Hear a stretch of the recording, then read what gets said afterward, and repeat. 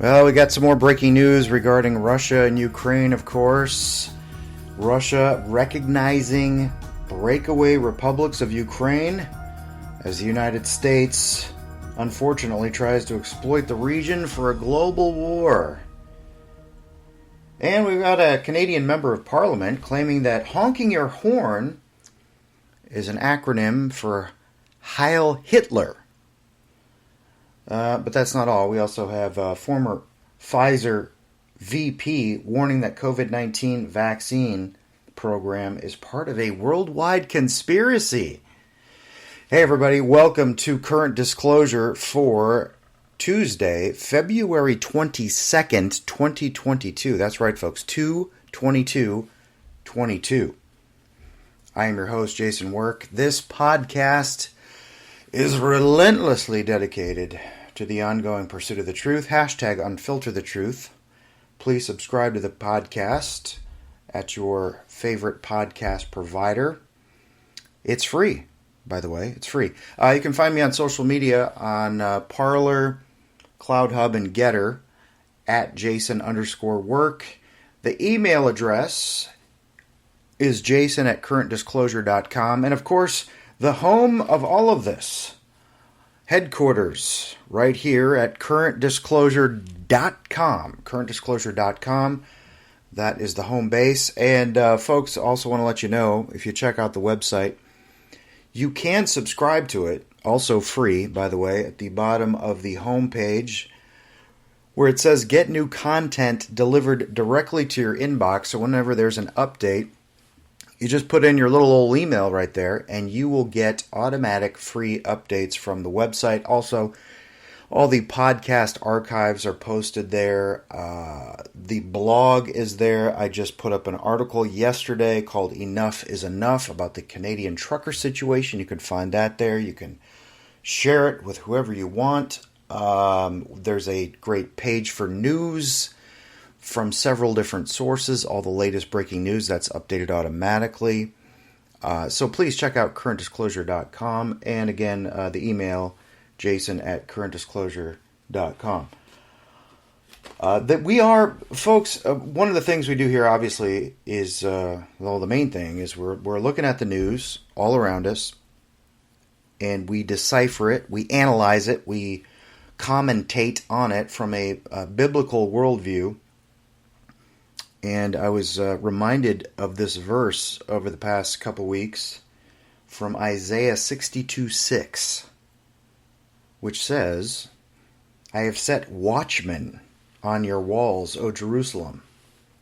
They shall never hold their peace day or night. You who make mention of the Lord, do not keep silent. That's Isaiah 62:6. That is one of the verses about the watchmen. And folks, I consider us, me, yourself, you, if you're paying attention, as you are, obviously, if you're listening to this podcast, we are modern day watchmen. We are on the walls, looking out and taking everything in, seeing what is happening, the current events around us, and we're deciphering it, we're analyzing it, and we are relating it to friends and family and strangers alike, whoever will listen, to warn them of things that are coming. That's what the watchmen did back in biblical times. That's what we're doing now. We're trying to warn people, which should be, you would think, increasingly easier to do because of all the massive insanity that surrounds us on a daily basis. But that's how I see us, you and me, folks. We're in this together. We are modern-day watchmen. All right, folks, lots to get to, as always is the case here at Current Disclosure. And, of course, we will head it up with the big breaking news that, well, we've been covering it for a while, been hearing about this for a while. Will Russia invade Ukraine? Is Russia going to, and that's all the main stories are lately, and with good reason. And we talked about it last time, that obviously we hope and pray that massive war and casualties don't break out, but that seemingly day by day, increasingly, seems like it's not going to happen. And now we see Russian, quote, peacekeeping tanks rolling into Ukraine. And we see massive hype all over the place. We see oil prices. I mean, if you check out the Drudge Report, which I don't often recommend, Drudge Report, of course, has changed over the years. Not what it once was, but it's crazy over there. Just look at all the top headlines over there, and it's already World War III. Some people call it World War IV, whatever you want to call it. It's already breaking out, according to Drudge Report. It's oil prices through the roof. Putin is going to take Kiev. The West is being rattled, and so on and so forth. But I like this article, which I want to lead off with, because I think they often do that. Mike Adams from naturalnews.com often does a superb job at kind of summing up what's going on, minusing all the hype, and getting to the meat of the matter. Chewing through the meat and spitting out the bones, so to speak.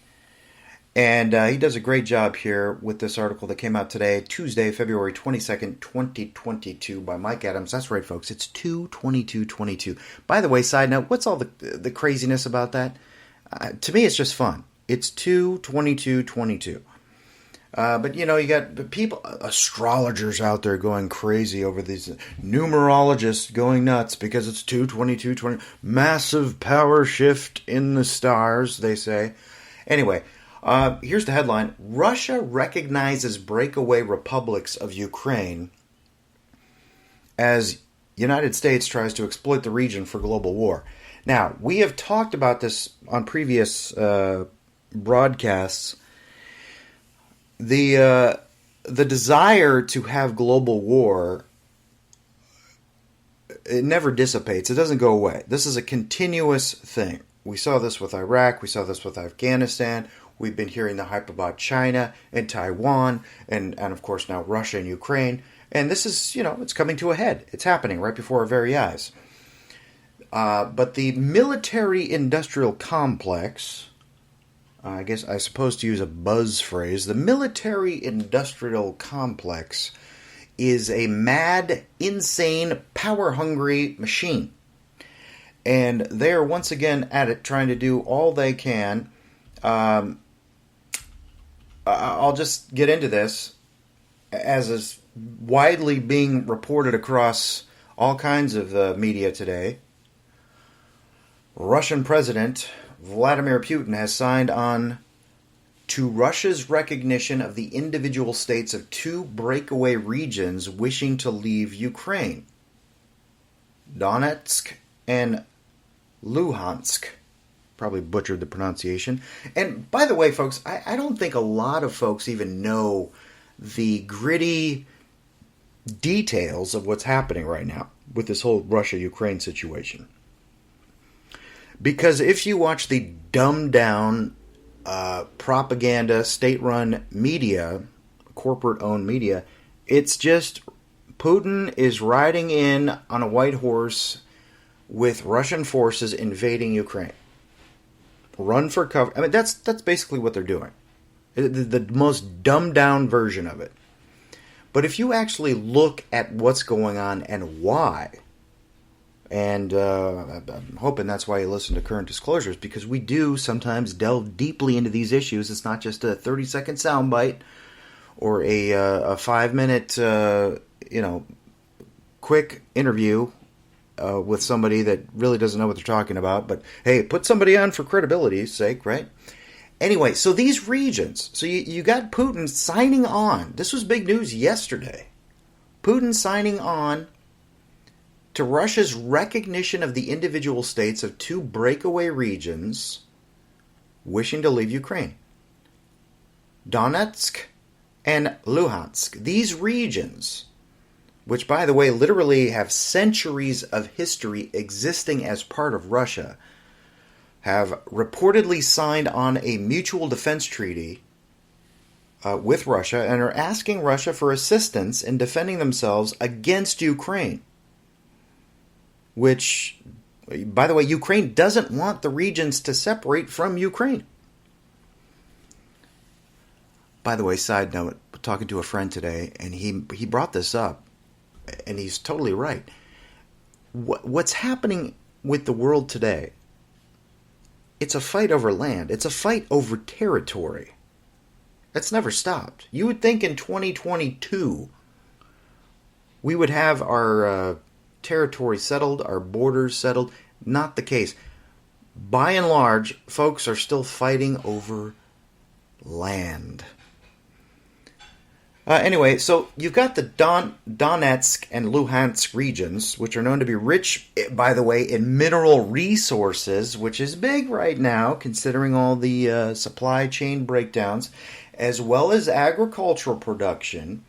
Ukraine wants to maintain its hold over the region in order to possess these mineral and agricultural resources, while Russia, of course, wants those regions to return to Mother Russia, as they once were, as part of a strategy to place more geographical buffers between Russia's border and the NATO forces, which continue to expand eastward toward Russia. Now, just in that few minutes of explanation, have you heard this on the news? Seriously. Has anyone actually delved into this and discussed these deeply detailed issues? Probably not. Because that's not what the fake stream, propaganda, corporate-run media does. Now, Mike Adams, in his own podcast on the Situation Update, he explains how it's impossible to understand the situation with Ukraine unless you study the history of World War II. And some of you, your eyes are already glazing over. I didn't come here for a history lesson. I don't, and others are very interested in World War II, as I am. But this is a big part of it. If you look at the map, it shows some of the Nazi regime's eastward expansion toward Russia, where military front lines were heavily concentrated in present-day Ukraine. Hitler desperately needed Russia's iron ore to make steel and fossil fuel resources in order to fuel the Third Reich's global expansion efforts. So this sent the German Sixth Army deep into Russia to threaten Stalingrad and attempt to seize bridges crossing the Volga River, securing Hitler's access to central Russia. The Russian people fought back at Stalingrad. Bloody war. Fought door to door using crude weapons like rakes, hatchets, improvised blunt force weapons. Ultimately, the German Sixth Army was surrounded and cut off from supplies in the winter of 1942, leading to the surrender of the Sixth Army and a costly victory for Russia against Western aggression. Today, fast forward to today. This is why history isn't so important, folks. Do they even teach history in school anymore? Probably not. Today, NATO consists of modern-day Germany, which is led by an actual Nazi fascist named Angela Merkel, who is a former East German intelligence operative. Look it up yourself. The threat of NATO forces moving eastward as aggressors against Russia continues to this day, with national leaders like Macron, Merkel, and others now being trained and influenced by the World Economic Forum. You knew they were going to come up, folks. If you listen to Current Disclosure, we can't seem to get through a single episode without mentioning Klaus Schwab and the World Economic Forum. You know, the guy that says, own nothing, live in a tiny box, you don't even own your own clothes, you don't have a car, and you will love it. And you'll eat bugs and drink sewer water. So these guys, and folks, Trudeau is one of them too. Canadian Trudeau, we're going to get into that here in a minute too. Coming up, Canadian Member of Parliament claims that honking your horn is an acronym for Heil Hitler. Anyway, so you've got these world leaders being trained by the World Economic Forum, Klaus Schwab, which, by the way, is a